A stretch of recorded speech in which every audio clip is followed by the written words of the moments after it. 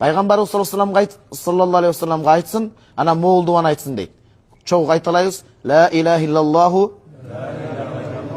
аль-халимул кариму субханаллахи раббил арши аль-азими алхамдулиллахи раббил аламин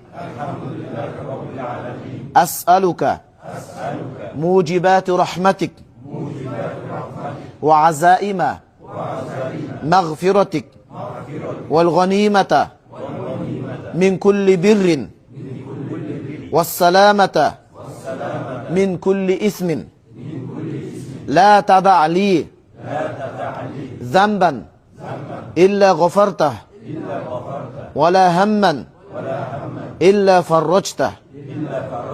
Ким ушул дуаны айта турган болсо, Аллахым бүткүл муктаждык эки дүйнөлүк муктаждыгын өтөйт дейт.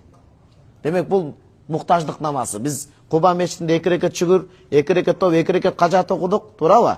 Мунун дуасын караңыз. Өзүңдөн башка шериги жок, өтө жумшак болгон, кечирүүчү, мээримдүү зат. Аллахым сен улуу арштын ээсисиң. Аламдардын жаратуучусу Аллага мактоолор болсун. Мен сенден кенен мээримиңди, кенен кечиримиңди, ар бир жакшылык олжону, ар бир кыйынчылыктан сак саламаттыкты сураймын Аллахым.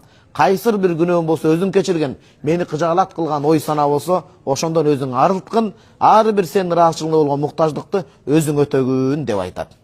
Өзүң өтөгүн деп айтат.